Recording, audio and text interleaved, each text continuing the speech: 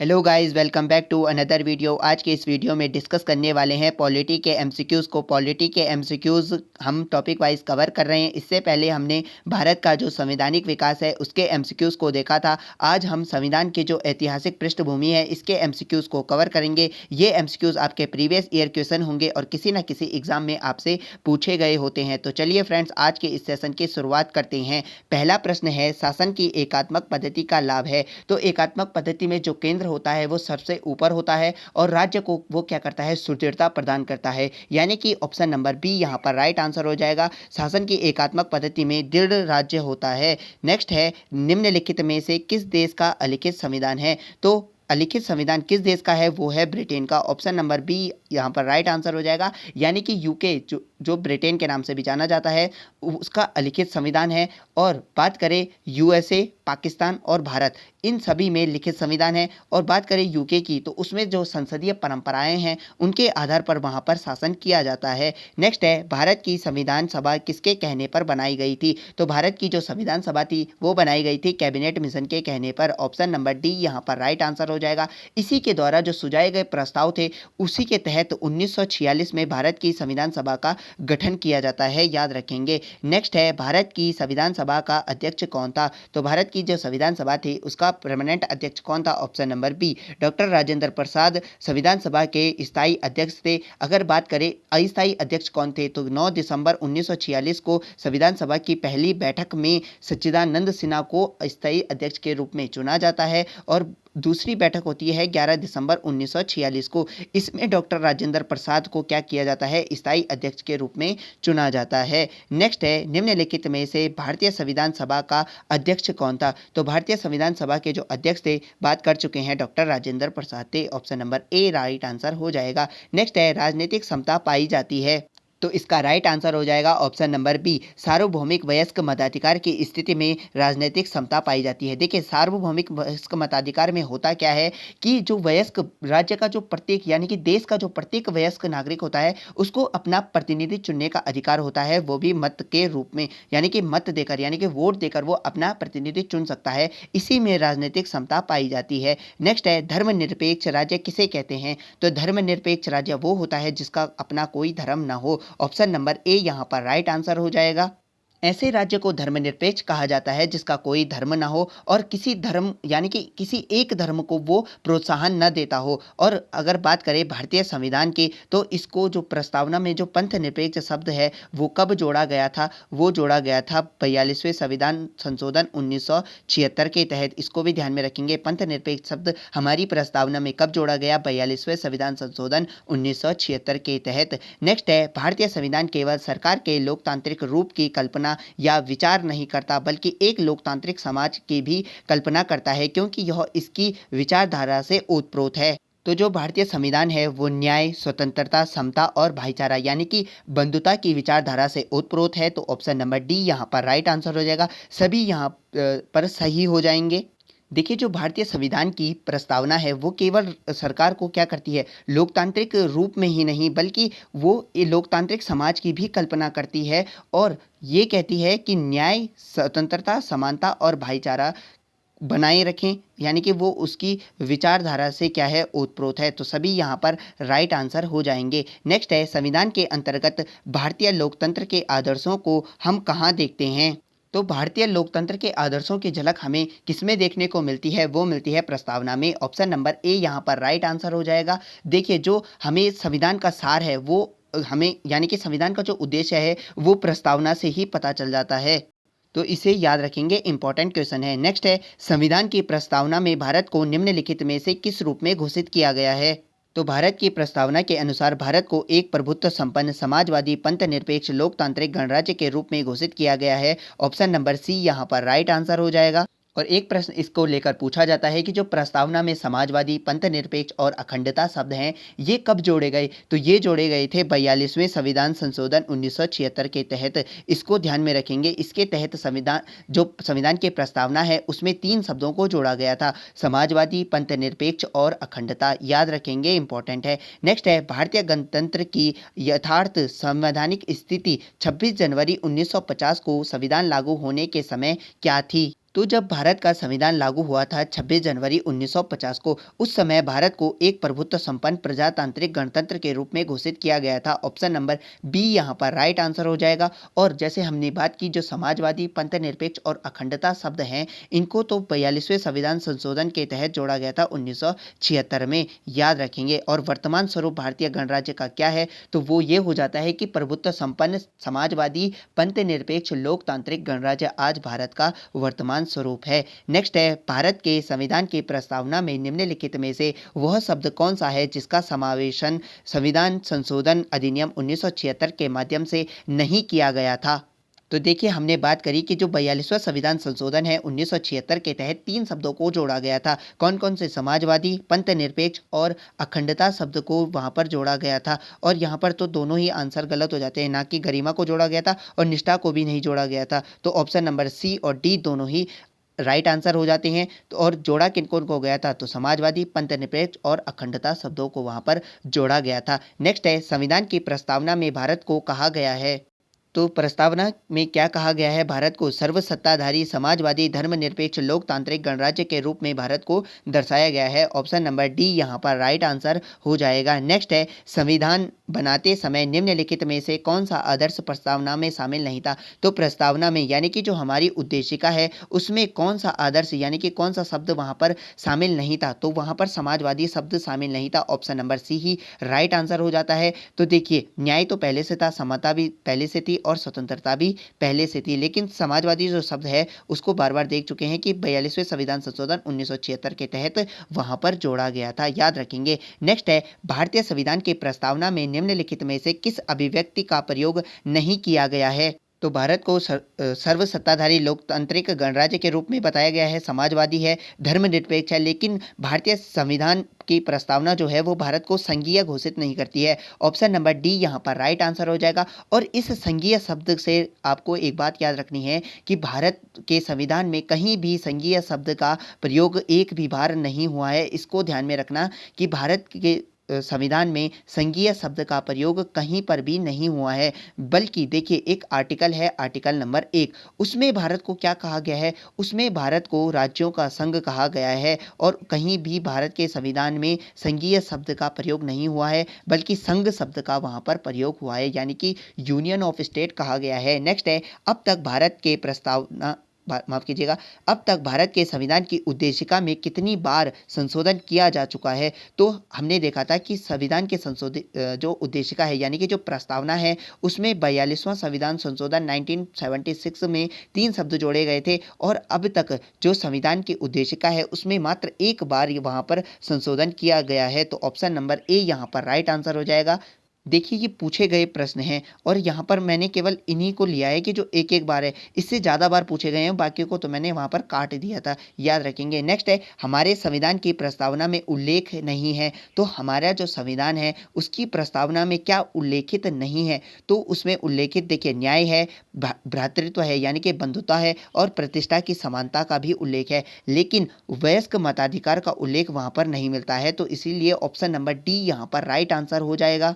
प्रस्तावना में वयस्क मताधिकार का उल्लेख कहीं भी देखने को नहीं मिलता है, लेकिन जो आर्टिकल 326 है इसको ध्यान में रखेंगे। जो आर्टिकल 326 है वो वयस्क मताधिकार से में उसका उल्लेख देखने को मिलता है। अगर बात करते हैं 326 आर्टिकल की, तो इसमें कहा गया है कि वयस्क मताधिकार के आधार पर लोकसभा और राज्य की विधानसभाओं का निर्वाचन किया जाएगा, याद रखेंगे। आर्टिकल 326 में है, लेकिन प्रस्तावना में कहीं भी जो वयस्क मताधिकार शब्द है वो नहीं देखने को मिलता है।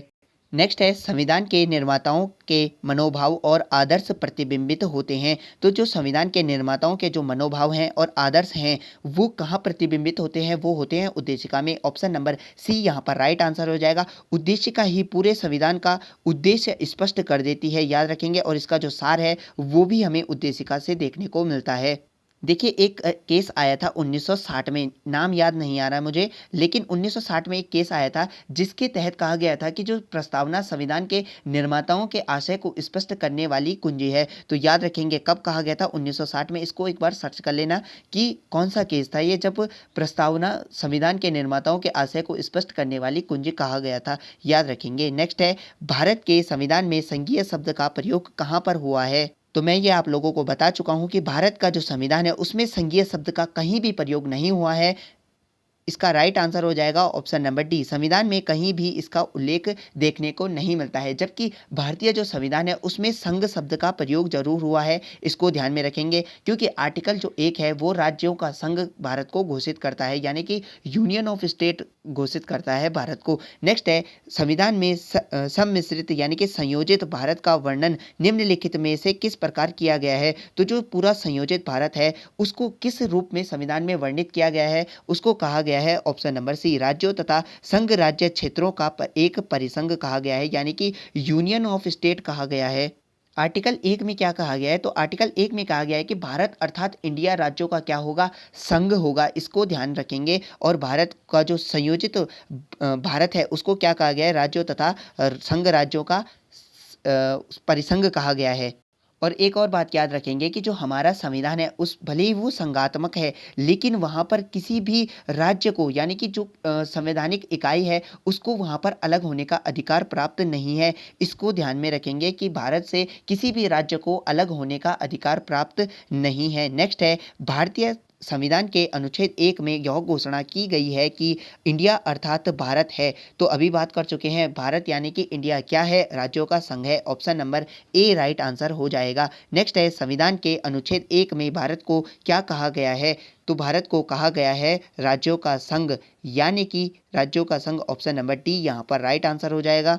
और एक और प्रश्न पूछा जाता है कि संविधान के अनुसार भारत के कितने नाम हैं, तो भारत के 2 ही नाम भारत के संविधान के अनुसार हैं। कौन कौन, तो भारत अर्थात इंडिया, वहाँ पर ये कहा गया है। तो भारत और इंडिया, भारत के 2 नाम ही संवैधानिक नाम हैं। और उसमें भी आपको पूछा जाएगा तो इंडिया आपको ज़्यादा बताना है, मतलब जो इंडिया है वो भारत का आधिकारिक नाम है। नेक्स्ट है, शक्तियों का विभाजन और स्वतंत्र न्यायपालिका किसके 2 महत्वपूर्ण विशेषताएं हैं।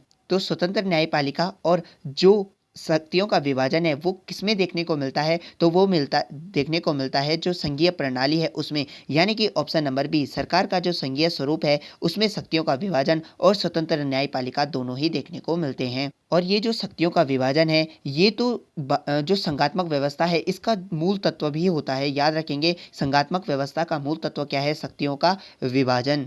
और न्यायपालिका क्या होती है, उसमें स्वतंत्र होती है। नेक्स्ट है, भारत में संघ राज्य क्षेत्रों की संख्या क्या है। तो भारत में जो वर्तमान की बात करें, ये तो पुराने प्रश्न हैं, लेकिन अगर वर्तमान की बात करें तो भारत में जो यूनियन टेरिटरी हैं उनकी संख्या है 8। और बात करें कौन कौन सी, तो दिल्ली, पौंडीचेरी, चंडीगढ़ हो जाती है, अंडमान एंड निकोबार, लक्षद्वीप, जम्मू कश्मीर, लद्दाख, दादर व नगर हवेली तथा दमन-दीव, जिनको इन दोनों को दादर व नगर हवेली और दमन-दीव को कब मिलाया गया था, तो 26 जनवरी 2020 को इनको मिला दिया गया था। डेट्स याद रखेंगे। नेक्स्ट है, समाजवादी चिंतक निम्नलिखित में से किस क्षेत्र में समानता के अधिकार को बढ़ाने की वकालत करते हैं। तो जो समाजवादी चिंतक हैं आर्थिक क्षेत्र में समानता के अधिकार को बढ़ाने की वकालत करते हैं, यानी कि ऑप्शन नंबर बी यहाँ पर राइट आंसर हो जाएगा। नेक्स्ट है, भारतीय संघ राज्य क्षेत्रों का दैनिक प्रशासन किसके द्वारा संचालित होता है। तो जो भारतीय संघ है वो राज्य क्षेत्रों का जो राज्य क्षेत्र हैं उनका दैनिक प्रशासन किसके द्वारा संचालित किया जाता है। तो देखिए राष्ट्रपति क्या करता है, यूनियन टेरिटरी के जो प्रशासक होते हैं उनको नियुक्त करता है, लेकिन स्वयं वहाँ पर शासन नहीं करता है, इसलिए राष्ट्रपति इसका आंसर नहीं होता। इसका आंसर है ऑप्शन नंबर डी, उपराज्यपाल, या कहीं कहीं पर इनको प्रशासक के रूप में भी, जैसे चंडीगढ़ में इनको प्रशासक के यानी कि एडमिनिस्ट्रेशन के रूप में माना जाता है। तो इसका राइट आंसर हो जाएगा ऑप्शन नंबर डी। और राज्यपाल जो यूनियन टेरिटरी होते हैं इनके प्रशासकों की नियुक्ति किस आर्टिकल के तहत करते हैं, तो इसका आर्टिकल हो जाता है 239 का 1। इसके तहत जो संघ राज्य क्षेत्र होते हैं इनके प्रशासकों की नियुक्ति की जाती है राष्ट्रपति के द्वारा। भले ही नियुक्ति राष्ट्रपति करता है लेकिन वो स्वयं शासन नहीं करता, वहाँ पर उपराज्यपाल या प्रशासक शासन करते हैं, याद रखेंगे। नेक्स्ट है, निम्नलिखित में से कौन सा राजनीतिक अधिकार नहीं है। तो देखिए, मत देने का अधिकार तो राजनीतिक अधिकार है, चुनाव लड़ने का अधिकार भी राजनीतिक अधिकार है, सरकार के अधिशासी निकायों के पास शिकायत करने का अधिकार ये भी एक राजनीतिक अधिकार है। लेकिन जो यहाँ पर जीवन जीने का अधिकार है ये एक राजनीतिक अधिकार न होकर बल्कि ये एक मूल अधिकार है। और किस में उल्लेखित है, तो आर्टिकल नंबर 21 में उल्लेखित है। और बात करें जो आर्टिकल नंबर 21 है, ये क्या कहता है? ये कहता है प्राण और दैहिक स्वतंत्रता का संरक्षण, यानी कि प्राण और दैहिक स्वतंत्रता वहाँ पर दी गई है। इसी में इसको क्या माना जाता है? समाहित माना जाता है जीवन जीने का अधिकार को। नेक्स्ट, निम्नलिखित में से किस ईस्वी सन में भारतीय नागरिकों के मौलिक कर्तव्य संविधान में सम्मिलित किए गए थे? तो पूछ रहा है कि मौलिक कर्तव्य संविधान में कब जोड़े गए थे? तो ये जोड़े गए थे 1976 में। ऑप्शन नंबर बी यहाँ पर राइट आंसर हो जाएगा। कब, कौन सा संविधान संशोधन था? तो 42वां संविधान संशोधन था 1976 के तहत संविधान में मौलिक कर्तव्यों को जोड़ा गया था। और बात करें मौलिक कर्तव्यों के भाग की, तो इनका जो भाग है वो है 4 का 1, और आर्टिकल की बात करें तो 51 का ए में ये आ जाते हैं। इन दोनों भाग 4 का ए को जोड़ा गया था 76वें जो 42वां संविधान संशोधन था, और 51 ए आर्टिकल को जोड़ा गया था इसी संवैधानिक संशोधन के तहत। और बात करें उस समय इनकी संख्या कितनी थी, तो उस समय 10 हुआ करती थी। और एक और संविधान संशोधन हुआ था 86, यानी कि 86 संविधान संशोधन 2002 में हुआ था, जिसके तहत क्या किया गया था कि शिक्षा का अधिकार को जोड़ा गया था मौलिक कर्तव्य में। और वर्तमान में मौलिक कर्तव्यों की संख्या हो जाती है 11। तो कुल मौलिक कर्तव्य वर्तमान में कितने हैं? 11 हैं। और एक और प्रश्न मौलिक कर्तव्यों को लेकर पूछा जाता है कि ये किस समिति की सिफारिश पर जोड़े गए थे? तो इनको जो जोड़ा गया था वो जोड़ा गया था सरदार स्वर्ण सिंह समिति। इस समिति का नाम याद रखेंगे, सरदार स्वर्ण सिंह समिति के सिफारिशों पर मौलिक कर्तव्यों को संविधान में यहाँ पर जोड़ा गया था। और उस समय पीएम कौन थी? तो पीएम थी इंदिरा गांधी। इनका नाम भी ध्यान में रखेंगे। 1976 में तो ये जोड़े गए थे, लेकिन लागू कब किए गए थे? 1977 में। ये भी ध्यान में रखेंगे, लागू 1977 में होते हैं।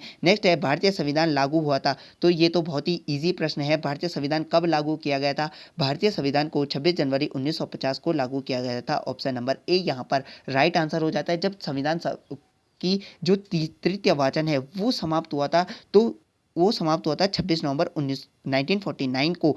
तो वहाँ पर क्या किया गया था कि संविधान को अंगीकृत अधिनियमित किया गया था, लेकिन जो लागू किया गया था पूर्ण रूप से वो 26 जनवरी 1950 को किया गया था, याद रखेंगे। नेक्स्ट है भारतीय संविधान अपनाया गया था। तो भारतीय संविधान को अपनाया कब गया था? अपनाया गया था 26 नवंबर 1949 को। ऑप्शन नंबर सी यहाँ पर राइट आंसर हो जाएगा। 26 नवंबर 1949 को अपनाया गया था। बाकी अगर लागू पूछे तो 26 जनवरी 1950 को हुआ था, लेकिन अंगीकृत अधिनियमित या अपनाया गया पूछेगा तो 26 नवंबर 1949 को अपनाया गया था। नेक्स्ट है हमारे संवैधानिक इतिहास में 26 नवंबर 1949 एक महत्वपूर्ण दिन है, क्योंकि इस दिन क्या हुआ था? 26 नवंबर 1949 को इस दिन हुआ था संविधान अंगीकृत किया गया था, यानी कि इस दिन संविधान अंगीकार किया गया था। ऑप्शन नंबर बी यहाँ पर राइट आंसर हो जाएगा। और इसी दिन 26 नवंबर को किस रूप में मनाया जाता है? तो संविधान दिवस के रूप में भी मनाया जाता है, याद रखेंगे। नेक्स्ट है समग्र रूप से भारतीय संविधान लागू हुआ था। तो भारत का जो पूर्ण रूप से संविधान लागू हुआ था वो हुआ था 26 जनवरी 1950 को। ऑप्शन नंबर ए यहाँ पर राइट आंसर हो जाएगा। जब देखिए, जब ये 26 नवंबर 1949 को अंगीकृत किया जाता है, उस समय इसके लगभग 15 जो आर्टिकल हैं उनको लागू कर दिया जाता है। शेष संविधान कब लागू हुआ था? तो शेष संविधान 26 जनवरी 1950 को लागू हुआ था। नेक्स्ट है संविधान का प्रारूपण पूरा हुआ था। तो संविधान का जो प्रारूपण पूरा हुआ था वो हुआ था 26 नवंबर 1949 को, याद रखेंगे। ऑप्शन नंबर सी यहाँ पर राइट आंसर हो जाएगा, 26 नवंबर 1949। इस दिन संविधान को क्या किया गया था? अंगीकृत किया गया था, अधिनियमित किया गया था और अपनाया गया था, याद रखेंगे। केवल लागू 26 जनवरी 1950 को किया गया। नेक्स्ट है जनमत संग्रह तथा उपक्रमण कराया जाता है। तो देखिए, जो जनमत संग्रह तथा उत्क्रमण की प्रक्रिया है ये कराई जाती है स्विट्जरलैंड में। ऑप्शन नंबर डी यहाँ पर राइट आंसर हो जाएगा। अगर स्विट्जरलैंड में कोई भी संवैधानिक संशोधन भी करना हो तो वहाँ पर क्या किया जाता है? जनमत संग्रह के आधार पर वहाँ पर वोट कराया जाता है, और संविधान संशोधन या अन्य सभी को वहाँ पर किया जाता है। उनके चुनाव भी इसी आधार पर होते हैं, जनमत संग्रह के आधार पर। तो ये किस में कराया जाता है? ये कराया जाता है स्विट्जरलैंड में। नेक्स्ट है भारत में वैध प्रभुसत्ता निहित है। तो वैध जो प्रभुसत्ता है वो किसमें निहित है? वो निहित है संविधान में। ऑप्शन नंबर डी यहाँ पर राइट आंसर हो जाएगा। भारत में जो वैध प्रभुसत्ता है वो भारत के लोगों में और भारत के संविधान में निहित है। तो यहाँ पर तो ऑप्शन केवल संविधान था, अगर कई बार दे दिया जाएगा तो भारत के लोगों में भी भारत की जो वैध प्रभुसत्ता है वो निहित है, याद रखेंगे। और ये किससे स्पष्ट होता है, तो ये भारत की प्रस्तावना से ही स्पष्ट होता है, क्योंकि वहाँ पर कहा गया है ना कि हम भारत के लोग, तो इससे स्पष्ट हो जाता है। नेक्स्ट है, यूएसए में राष्ट्रपति द्वारा की गई सभी नियुक्तियां तथा उसके द्वारा हस्ताक्षरित सभी संधियों का अनुसमर्थन वहाँ की सीनेट द्वारा किया जाना चाहिए। इससे निम्नलिखित में से क्या निर्देश होता है, तो वहाँ की सीनेट यानी कि वहाँ की जो संसद है उसको ही सीनेट कहा जाता है। तो यूएसए का जो राष्ट्रपति है वो कौन, जो सभी नियुक्ति करेगा और उसके द्वारा जो हस्ताक्षरित संधियां होंगी उनका समर्थन सीनेट द्वारा कराया ही जाना चाहिए। ये क्या कहलाता है, ये निर्देश करता है, यानी कि इससे स्पष्ट होता है कि नियंत्रण और संतुलन का सिद्धांत। ऑप्शन नंबर बी यहाँ पर राइट आंसर हो जाएगा। तो यूएसए में क्या लागू है, यूएसए में नियंत्रण और संतुलन का सिद्धांत लागू है, जिसके तहत क्या किया जाता है कि राष्ट्रपति के द्वारा जो भी नियुक्ति होगी या हस्ताक्षरित संधियां होंगी उनका समर्थन कौन करेगा, वहाँ की सीनेट, यहाँ की यानी कि वहाँ की संसद जो है वो उसको लागू करवाएगी। नेक्स्ट है, संविधान सभा, भारत की संविधान सभा का संवैधानिक सलाहकार कौन था। तो आप लोगों ने पढ़ा होगा कि भारत की संवैधानिक सलाहकार कौन थे, तो वो थे sir B N. Rao. Option number C यहाँ पर राइट आंसर हो जाएगा। कब चुने जाते हैं, तो 11 दिसंबर 1946 को चुने जाते हैं, जब संविधान सभा की दूसरी बैठक हुई थी, जिस दिन स्थायी अध्यक्ष चुने जाते हैं कौन, डॉक्टर राजेंद्र प्रसाद, याद रखेंगे। नेक्स्ट है, शासन की संघीय प्रणाली इस अधिनियम के अंतर्गत स्थापित की गई थी। तो ये प्रश्न हम पहले भी देख चुके हैं जब हमने भारत का जो संवैधानिक विकास था उसको कवर किया था। अगर आपने उस वीडियो को नहीं देखा है तो आप प्लेलिस्ट में जाके देख सकते हैं। तो शासन की जो संघीय प्रणाली है वो किस अधिनियम में थी, तो वो थी गवर्नमेंट ऑफ इंडिया एक्ट 1935 के तहत। ऑप्शन नंबर बी यहाँ पर राइट आंसर हो जाएगा। जो संघीय प्रणाली थी इसका प्रावधान जो भारत सरकार अधिनियम था 1935 में ही किया गया था। Option number B. और इस एक्ट के तहत क्या किया गया था कि अखिल भारतीय जो संघ है उसका प्रस्ताव भी इसी एक्ट के माध्यम से रखा गया था। अखिल भारतीय संघ का प्रावधान किस एक्ट में था, तो वो 1935 के ही एक्ट में था। नेक्स्ट है, भारत की संविधान सभा गठित करने का आधार क्या था, तो इनमें से कौन सा था भारत के संविधान सभा को गठित करने का आधार, वो था cabinet mission. Option number B यहाँ पर राइट आंसर हो जाएगा। कैबिनेट मिशन प्लान 1946 इसका राइट आंसर है। इसी के तहत क्या किया जाता है, जो भारत की संविधान सभा थी उसका गठन किया जाता है। इसके तहत क्या प्रावधान था कि प्रत्येक 10 लाख की जनसंख्या पर एक व्यक्ति को चुना जाना था संविधान सभा में, इसको भी ध्यान में रखेंगे, याद रखेंगे। नेक्स्ट है, भारतीय संविधान की रचना में निम्नलिखित में से किसने सर्वाधिक गंभीर प्रभाव छोड़ा है। तो भारत के संविधान में बात करें कि सबसे ज़्यादा प्रावधान कहाँ से लिए गए हैं, तो सबसे ज़्यादा जो प्रावधान हैं वो लिए गए हैं भारत शासन अधिनियम 1935 से। तो वही से भारत की जो संविधान की रचना है वहाँ पर जो सबसे ज़्यादा गंभीर प्रभाव देखने को मिलता है वो भारत शासन अधिनियम 1935 का ही देखने को मिलता है। देखिए, भारतीय संविधान में प्रावधान तो ब्रिटेन से भी लिया गया है, अमेरिका से भी लिया गया है, आयरलैंड से भी लिया गया है, लेकिन जो सबसे ज़्यादा प्रभाव देखने को मिलता है वो देखने को मिलता है भारत शासन अधिनियम 1935 का, याद रखेंगे। नेक्स्ट है, भारतीय संविधान सभा की संघीय शक्ति समिति के अध्यक्ष कौन थे। तो भारत की संविधान सभा में कई समितियां बनाई गई थी, जिसमें से एक समिति थी संघीय शक्ति समिति। इसके अध्यक्ष कौन थे, तो इसके अध्यक्ष थे Pandit Jawaharlal Nehru. Option number D यहाँ पर राइट आंसर हो जाएगा। साथ में ये जो राज्य समिति थी उसके अध्यक्ष भी हुआ करते थे, याद रखेंगे। नेक्स्ट है, निम्नलिखित में से किस देश में लोग संविधान का संशोधन करने में भाग लेते हैं। तो अभी मैंने आपको बताया था कि वहाँ पर जनमत संग्रह के आधार पर वोट कराया जाता है, या चुनाव जब भी उनका संविधान संशोधन कराना होता है तो वहाँ पर जनमत संग्रह के आधार पर संशोधन किया जाता है। तो कौन सा देश था, ऑप्शन नंबर सी, स्विट्जरलैंड में ही कराया जाता है जनमत संग्रह। और वहाँ पर क्या होता है कि लोग जो है संविधान के संशोधन में भी भाग लेते हैं, याद रखेंगे, बहुत ही इंपॉर्टेंट प्रश्न है। नेक्स्ट है, भारतीय स्वतंत्रता प्राप्ति के बाद भारत सरकार के निजाम के हैदराबाद राज्य को निम्नलिखित में से किस कार्यवाही द्वारा अधिकार में लिया गया था। तो भारत ने जो हैदराबाद है उसको किस कार्यवाही के तहत अपने अधिकार में लिया था, वो लिया था सैन्य कार्रवाई के आधार पर। ऑप्शन नंबर बी यहाँ पर राइट आंसर हो जाएगा। और बाद में वहाँ पर जनमत संग्रह के आधार पर हैदराबाद को भारतीय संघ में मिला लिया जाता है, याद रखेंगे। और कब ये भारतीय संघ में मिला लिया जाता है, तो नवंबर 1948 में मिलाया जाता है।